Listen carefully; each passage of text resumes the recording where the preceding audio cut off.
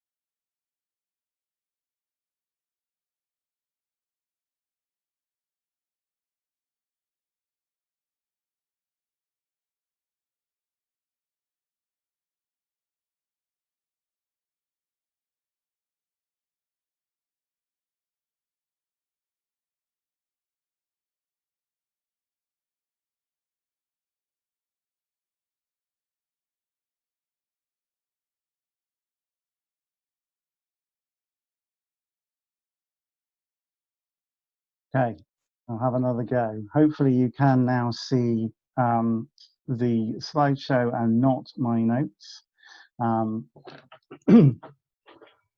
So yes, this is the Nightingale Hospital. Let's see, somebody's popped that in, so let's see if that's right.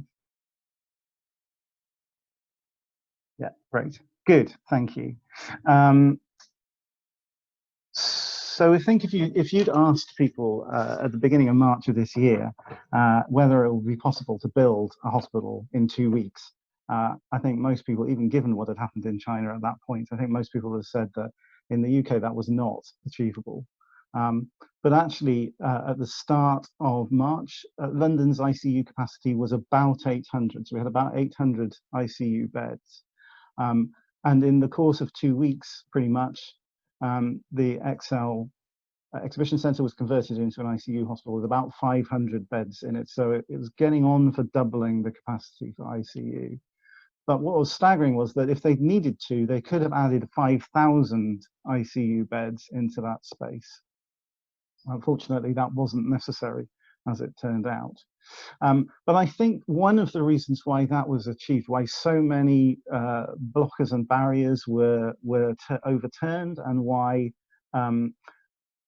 why there was so much alignment was because of the sense of purpose, because people understood that this was an emergency, that this was a crisis, and things needed to happen fast. So with a sense of purpose, with the right and with the motivating and defining sense of purpose, I think it's clear that amazing things can be achieved.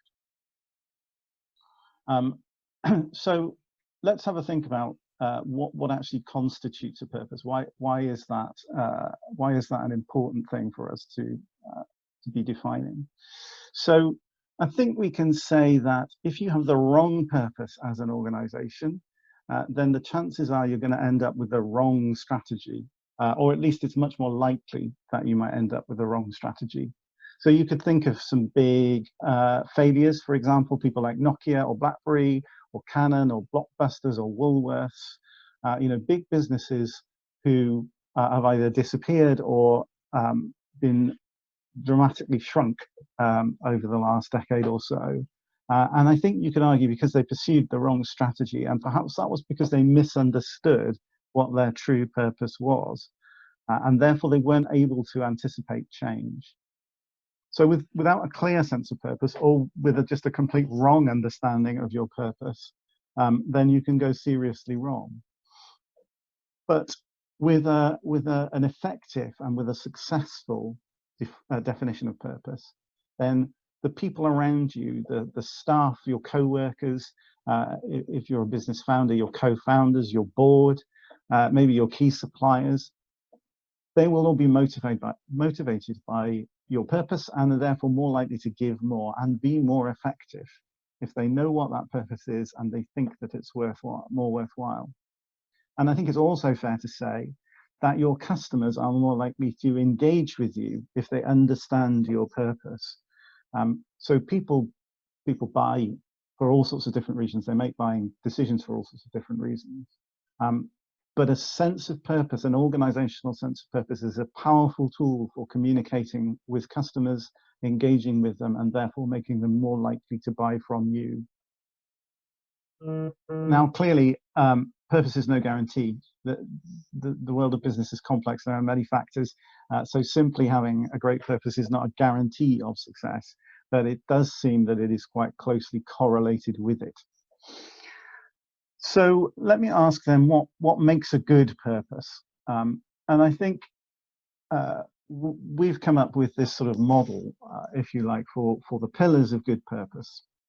So I think good purpose stems from two primary origins: that your value proposition as an organization. So your value proposition is what it is that you do, who you do it for, and why people would be interested. Why would people want to buy from you? And so good purpose is very closely related to your value proposition, but it's not just your value proposition. It's also, as I said at the start, your motivation for being in business in the first place, your collective values. So what is it that defines you as an organization, your culture, how people think and act within your organization, and really why they come into work in the first place. So purpose straddles both the external value proposition and the internal business motivation. And then from your good purpose really comes that kind of meaningful reason to exist, or an enduring reason to exist. So the reason why you should exist at all. But it also gives you a shared identity. So as an organization, you can pull around that purpose. And I think it helps to contribute to making your business model sustainable. If your purpose is well defined, then you're more likely to have a sustainable business model for your business. And a good purpose is a filter for decision making. So you can apply it to all aspects, the many aspects of the kind of decision making processes that you have to make as an organization. But there's a commercial purpose, if you like. You can think about purpose as a commercial operation. It's a thing that defines why you're in business, why you sell things to people, why you offer the services you do. But there's also an ethical dimension, and I think it's worth drawing a distinction for a moment between purpose and impact. So it's become understood, or it's become a well-used term, if you like, that impact is the effect you have on the sort of commons, the kind of shared goods that we as a society have. So things like the environment, for example, or well, really any kind of shared sense of community. So impact is something that applies to that sense of commons, whereas purpose might be more internal to the business. But I want to suggest to you that a good purpose has elements of both. So actually a good purpose that is just about selling something, or a purpose that is just about selling something, is somehow lacking. It is less motivating. It is less compelling, both to your staff and to your customers. And perhaps it's fair to say that that is increasingly true, that a younger generation are more motivated by either impact or lack of impact than they are perhaps by purely commercial terms. And I just want to illustrate that slightly. So let's imagine that you are a digital business, that you've created a digital innovation that's around helping people to manage their diabetes. A lot of the work that we do is related to healthcare. So you've created an app, let's say, that helps people manage their diabetes, and you might think, well, that's a great purpose, right? That helps people to manage a disease, and that in turn helps society to deal with the burden of long-term conditions and the cost of delivering healthcare. But from an ethical perspective, you have to ask yourself, well, how much do we charge for that service? And sometimes I encounter people who feel quite queasy about the idea that anything to do with healthcare has any commercial aspect or dimension to it at all. So what would be a reasonable amount to charge for a service like that? And then you might think about your marketing approach. So how would you market a service like that? Would you be strictly factual about what it can and can't do, or might you want to bend the rules a little bit and try and claim more for your service than is truly accurate? And let's also think about accessibility, and this is true for many IT or software related innovations. How do you ensure that people with a low IT literacy can still access your system, or people who have some kind of visual or hearing impairment, for example? So is it accessible to your community? And then you might also think about the environmental impact, because it's likely in this day and age that if you create an app like that, it's going to involve cloud hosting, and that in turn has some environmental impact. Yeah, the computing power that you need, that produces CO2. And if it's an app which running on phones, and those phones potentially have involved mining valuable materials from places in ways that we might not feel very comfortable about. So we've talked about purpose from a business point of view. We've talked about purpose from an impactful or ethical point of view.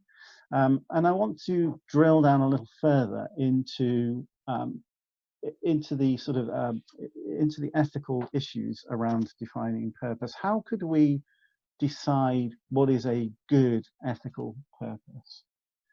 So one way we might think about good purpose is by looking at this this donut model here, which was developed by Kate Rayworth from Oxford University, and you can read her book and find out more about it if you're interested. So this model is really looking at a society-wide view or a global view. So how does a society exist within the boundaries that make it able to function safely and justly? So you can see that it allows us to think about the social foundations that underpin our existence as a society, but it also allows us to think about ceilings, the ecological ceilings, which if we exceed, then we are no longer operating sustainably. So I think it's a useful picture of what sustainability is about. But from a corporate point of view, especially for a small business, it's really too gross a view. It's looking globally or perhaps regionally or nationally, but it's more of a telescope than a microscope. So it gives you a framework, but actually as a small business, I think we need something that's a bit more focused. So another really useful model that we might think about and we might weigh our purpose against are the Sustainable Development Goals. So the UN has defined these as objectives to reach as a global society. And they're often thought of in terms of the developing world and how we might support and enable a fairer and juster distribution of resources. But actually, you can equally apply them on a much smaller scale. And certainly in Bristol, which is where we are based, the City Council has considered how the sustainable goals might apply across the city. And we exist in a society where there is a lot of injustice and a lot of inequality is probably a better word for it. So there are people who struggle with these issues that we've aligned here. And I think as innovators, we have a duty to think about how our innovation can support these goals. But this is quite a complex view, and it's quite difficult to apply that to a business. So I want to introduce you to the concept of the triple bottom line. And so here we're thinking about how, as a business, we can balance competing needs. So profit is obviously important for any business. If we cannot deliver a profit as a business, then we cannot continue to exist. But the triple bottom line is asking us to think about our impact, both on our community around us and on our planet at a global scale, and is really helping us to think about the fact that if we cannot live sustainably, then actually we cannot continue to exist either. And if we cannot live at peace with our community and supporting our community, then we cannot continue to exist either. So at least intellectually, we can think these things are really important and we need to find ways of balancing them. So we're not only considering profit when we think about the purpose of our business.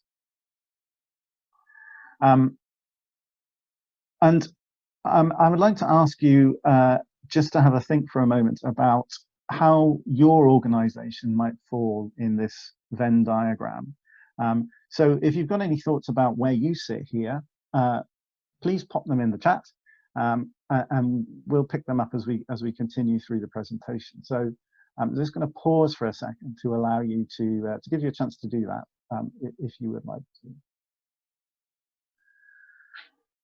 And I can see there's a question here about B Corp, and I do advocate B Corp, interestingly. So we as an organization, 500 or more, have been thinking about whether we should apply for B Corp.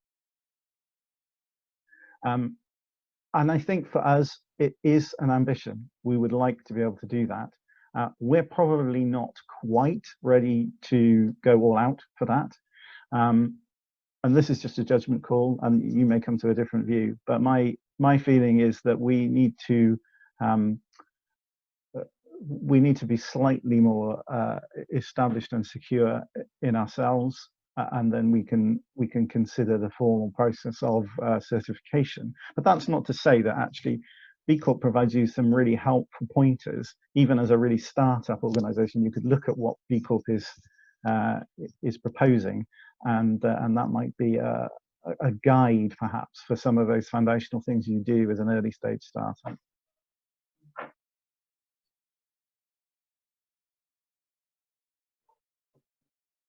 All right, very good. So good. So I think we seems to be some agreement that these 3 points do need to apply equally. And so I'm going to launch another poll now. I can find it.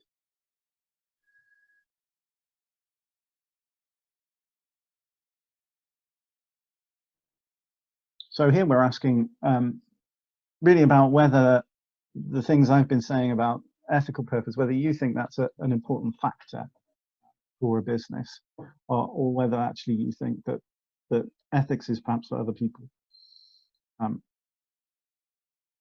So that's good. So we're getting some results in on that poll, suggesting that there's a bit more balance of opinion here, actually.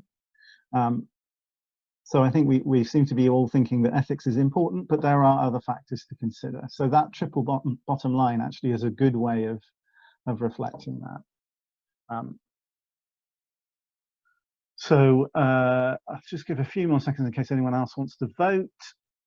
And great, thank you. So I'll share that polling with you. And as you can see, there's the greatest view, the common view is that that ethics should be equally considered. Very good. All right, so let's end the sharing of the poll. And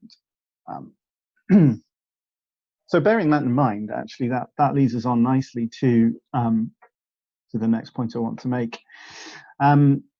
So this is from 2017, so it was the most up-to-date version that I could get of the, and this is a list of unicorns across Europe.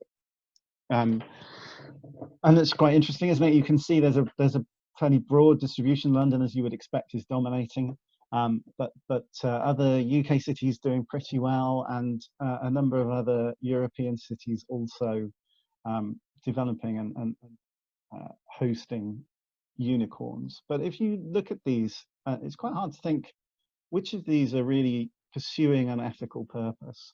You know, some of them clearly are. I think you would argue that most of these businesses, certainly if you know them, have a pretty clear sense of purpose. You know, for example, if I pointed out Deliveroo, I think most of you probably know what Deliveroo do, or Rightmove or Revolut, or Money Supermarket, and so on and so forth. I think we know what these organizations do. We know what their purpose is. But very few of them actually are what you might call, their purpose is ethical. Although it is interesting to note that Oxford kind of bucks the trend here, with several kind of what's the word? Several genetics-based or genome-based innovations. So why is it that our system seems to produce unicorns that don't champion ethical investment in quite the same way as we might have just discussed as being important? And I want to posit for you the contradiction or the balance perhaps between facile innovation and purposeful innovation. So I describe facile innovation as something which solves a small problem in our society. So Just Eat is quite a good example of that, or Deliveroo. You know, it solves a relatively minor problem. We've always been able to order food. You could phone up a takeaway before. Now you can order it on Just Eat. It's more or less the same thing, but it's just slightly more convenient because You don't have to pick the phone up and find the phone number, and you don't have to go and drive to get the goods. You have them delivered to you. So it's there's nothing wrong particularly with that as an innovation. You know, I'm not advocating that those things shouldn't exist. That's really a or at least not on their own. It's a more complex picture than that. And they have a clear sense of purpose, as we've discussed. But their purpose is relatively minor in terms of what it does for society. So it seems that our system is massively weighted towards solving small problems, whereas what we really need is to be solving those really deep and complex problems. And so I'm suggesting that perhaps those more impactful businesses are a bit more like the tortoise and the hare. They are slow, they grow more slowly, but perhaps ultimately one might hope they would win the race. However, I think this chart is really fascinating. So this is looking at the commitment that the Netherlands have made in terms of carbon reduction by 2050. And you can see that there are some initiatives that the Netherlands are planning to do, which are cost beneficial. So they will produce a return on the investment required to make those initiatives happen. But actually, the majority of them,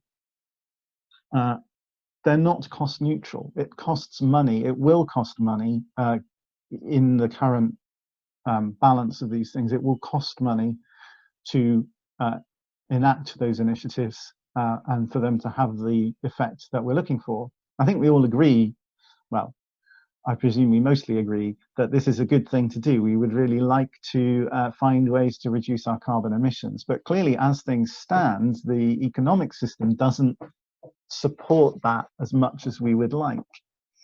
And I think this is really important because there are really two responses to this problem. Governments can act. So governments can act to raise that zero cost line through things like carbon pricing, as this chart is suggesting. If we increase the carbon price, then these initiatives could become profitable. But equally, technology can drive down cost, as we can see with things like solar panels, solar energy. The cost of solar energy is falling. It's falling because of technological innovation, and it's falling because of mass adoption. So the impact of the market and the impact of innovation is lowering the cost of these things and making them therefore more viable. And I think both of these things need to happen, and we need to find ways as a society of being better at making these things happen. Anyway, I'm now going to move on from the sort of ethical side and think a bit more about practical application of some of these points. So I'm sure you're familiar, most of you, with the business model canvas. This is a really good way of capturing a whole business on a single page. So you start with the value proposition, and then you think about how that value proposition is going to become available to your potential customers. So what the kind of relationships you need, and who are those customers that you're targeting, or what channels will you need to use to communicate with them. And then on the left-hand side, you think about, well, what are the activities that we're going to need to perform in order to make that value proposition happen? What resources do we need, and what partners do we need to deliver on that? And underpinning it, we've got that cost structure and revenue stream. But I would suggest that we should start introducing purpose as an overarching concept that sits on top of the business model canvas. And you can see here how purpose spans across, as I suggested from the beginning, spans across your value proposition, your resource base, so suppliers and staff, and your customer relationships.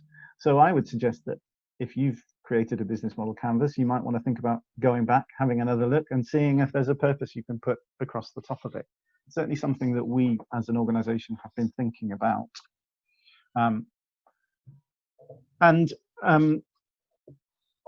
I think we also want to suggest that your purpose should align with your brand. So we conduct brand workshops with some of our clients to think about what their brand is, and one of the tools we use in our brand workshops is the what, how, why model, which is from Simon Sinek's book Start With Why, and this is a way of thinking. Again, it's thinking more about your commercial purpose than perhaps your ethical purpose. Those two things aren't the same, but this is looking at the what you do. So what is it actually that you produce or that you deliver? How do you do that? What's it involve? But fundamentally, and at the heart of everything, is why do you do that? And Simon Sinek proposes that getting why right is critical for business success.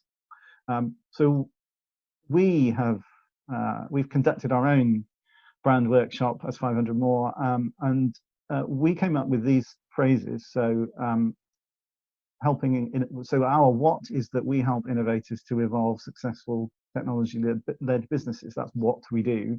When we do that by building digital products, that's fundamentally we design and build digital solutions.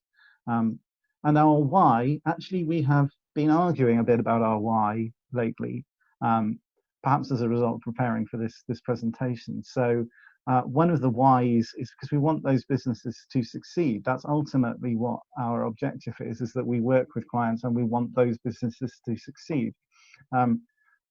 But we also want to work with businesses that are impactful. As I say, we do a lot of work in the healthcare space. So we want to work with businesses that have an impact on society and that solve problems or bring about beneficial change, was one of the phrases that we came up with. So this is still something we're tussling with, I think. And it's is something that we evolve, and that's fine. Nobody suggests that you have to come up with the right answer on day one. Okay, so I'm going to give you a moment or two to just pop into the chat some thoughts about what is your organization's purpose. So if you have an opportunity to just think about that for a second, it may be something that's already well defined and you know the answer to, or it may be something you have to have a little think about. But it would be interesting, since we've shared our purpose with you, maybe you would like to share your purpose with other people.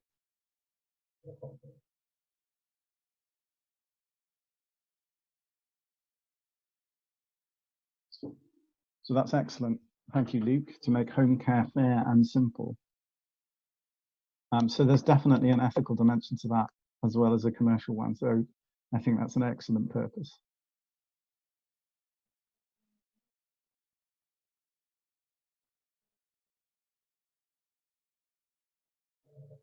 I'll just give you another moment or two, see if anyone else wants to do that, and then I'll carry on. And you can obviously continue to share those purposes as we go through. Very good. So to sort of wrap up and conclude, a couple of finishing thoughts. So having defined a purpose, I think it's important to think about how you protect that, how you make that sustainable in your organization. And I want to suggest these 5 points. So actually defining a purpose can involve making hard choices.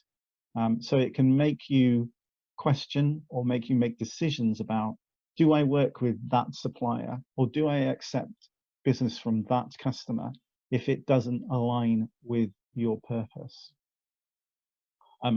And reputation, as we often say, is sort of built over years and ruined in a moment. So making the wrong choice here can actually be quite impactful. If you've set out and stated your purpose in a given way, and then you behave in a way that doesn't align with that purpose, really it undermines why you've defined the purpose in the first place, and it certainly undermines the impact of that purpose. So it's important to be accountable. I think as business founders, we need to be accountable both to our staff and to a board if we have one. So those people need to feel that they can comment on behavior and how it aligns to purpose, and they can call out things if they think that it's not in line with the purpose that's being defined. So a sense of being open about that is really important. Embedding purpose in your process. I think it's not much commented on, actually, that your quality, your approach to delivering, to how you do things, your quality management system, if you have one, or your processes, they can have a big contribution to ensuring your purpose. So I would suggest that you think about how you might embed that in your QMS if you've got one. And it can do things like, for example, you may have a process for dealing with customer interaction and customer satisfaction that perhaps might involve occasional questionnaires or contact with your customers just to ask how things are going. And you might think about asking whether your customers understand your purpose in that questionnaire, perhaps not overtly, but perhaps it's something you might gather some intel on, and that might help you make decisions, and certainly might help you decide on how to react to issues. So if there's a customer complaint, for example, how do you react to that? Now, how does that validate your purpose? It almost goes without saying that data is power.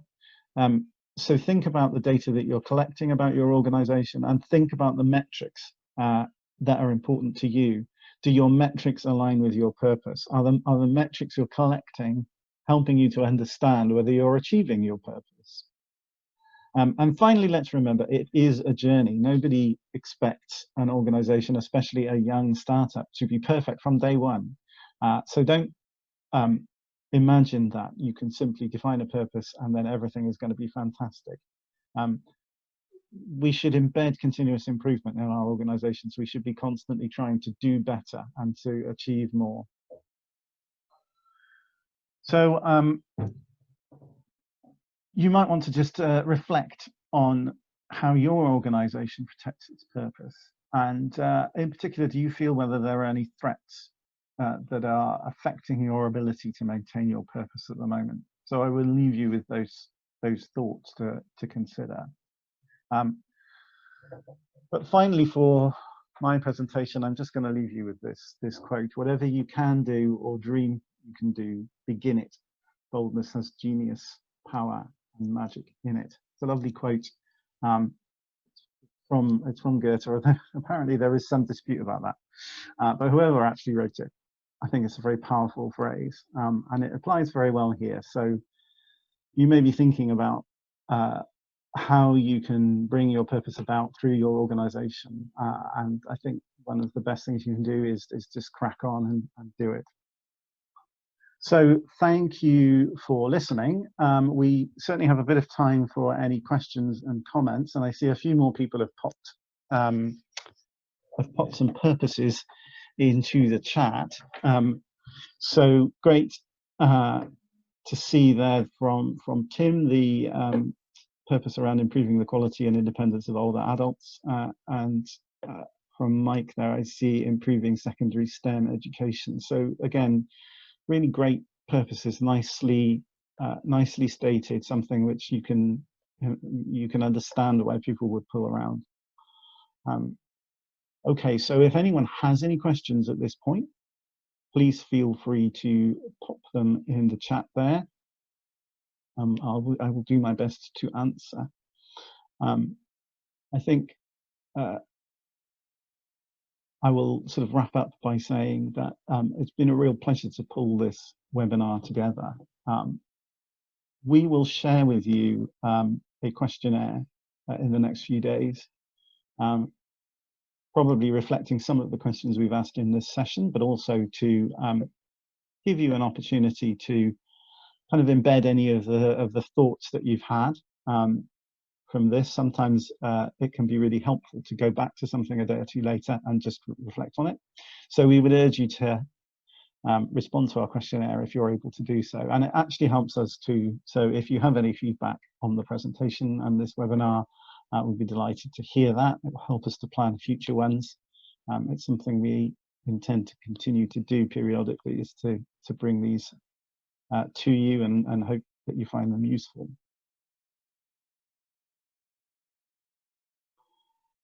Now I'm just going to pause for a moment, because I know that sometimes it takes people a moment or two to think of a question, and I don't want to end too abruptly.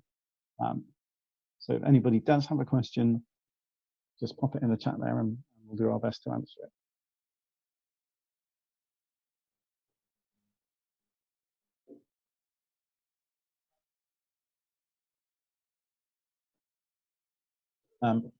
Okay, so thank you, Rupert. It's very easy to answer that question, so I'll address that one straight away. Yes, it is possible. We will send out a link to the recording of this webinar, and we will send you a copy of the slides as well. And then, so to address the comment there from Mike, I think you're right that is a bit of a sign of the times. I think this is something that is becoming increasingly on the agenda for organizations. You could be a little cynical and say that it's a bit of an easy way for organizations to, I use the word purpose wash in one of the postings we did in the run up to this webinar. So the idea being that, you know, some organizations can sort of dress a bit of purpose over the top of whatever it is they're doing and hope that that's enough to sort of satisfy, I guess, their PR and their internal staff. But I do think, and I did make the point before, that you know, a younger generation are more motivated by some of this ethical and impactful purpose that we've been discussing this morning. And so I do think that's going to rise up the agenda even more, as well as, of course, the kind of increasing pressure to be seen to be addressing some of the issues that we've alighted on, particularly around the environment. So, and then it's also interesting, isn't it, to think about the impact of the COVID-19 scenario or situation, and how that's, I think, forced people to confront the truth that sometimes we do things just because that's how we've always done them. So if you suddenly upend the world and change the way everything happens, then inevitably people are going to think, okay, well, we could change those things, so why can't we change these other things over here as well that we all know would be good to do? So I think that one of the perhaps more positive things that's come out of the last few months is that there's a sense of possibility.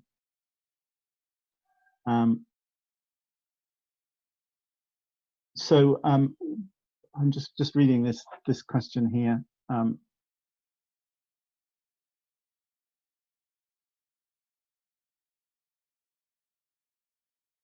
Okay, so Luke is asking me to talk a little bit more about our business model expertise. So, which of course I'm always very happy to do. I think when we look at user experience and start to think about for a given digital product, what is the experience that users are going to have? We often do want to start with things like the business model canvas that I showed you, and the brand questions, such as the what, how, why. And we do that, I guess, because without those things, it's actually very difficult to create the right user experience. One of the things that I see, the mistakes that I see perhaps most often with the people that I interact with, is a sense of trying to solve every problem and not having a sense of focus on what is the most important problem to solve. So our ideal approach, I suppose, is that we start by thinking about actually what is the problem you're really trying to solve. And certainly we would conduct interviews with potential users, ideally, to ask them fairly open questions initially, about how they currently do the thing that you're trying to develop some innovation around, and where the problems are with that. And that's really aimed at trying to uncover unmet need. And I suppose there's a correlation, or there's a connection between the unmet needs that an organization is trying to solve and the experience of users who are currently trying to find ways around that problem. So yes, absolutely, I think there's a connection between what an organization's sense of purpose is and what the user experience you're trying to create is going to be. Now, also for us, when we are engaged in the development of software, we take the issues around quality very seriously. So we want to develop software that is of high quality, and it's a subject of a whole nother webinar. Is that actually, what does that mean? What does software quality mean? But I mean, actually, there are some accepted definitions of what good software is, and so we do try and apply those to the way that we develop software. So we take that seriously, and I think that arises from purpose, right? Our purpose is, you remember I was saying that we really want the clients, the businesses that we work with, to succeed.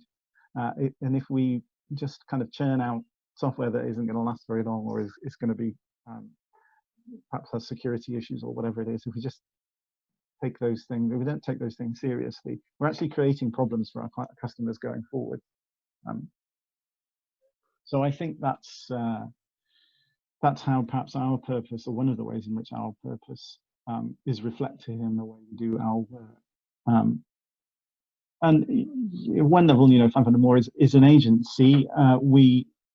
And there are other agencies, and there are other very good agencies. I wouldn't claim that we're unique in that sense. Perhaps we're pretty unusual in our focus on the healthcare space. And I like to think that the relatively deep knowledge and understanding we have of that space, as well as our technical capability and our design capability, that's a really powerful combination. So that kind of holistic service that we can offer, I think, is powerful, and our clients benefit from. But clearly, as you pointed out in your question, there are other organizations. So AHSN's, for those of you who don't know, the AHSN is the Academic Health Science Network. So here in the UK, that's a group of organizations that exist really to transition research from academia into healthcare.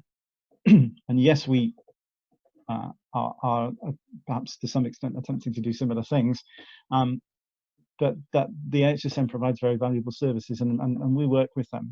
We have no problem with being as closely aligned as we can with the AHSNs and other organizations that are engaged in that sort of transitional, translational activity. I hope that answers your question. It's quite a long answer. So if anyone else has any questions, we have a few more minutes.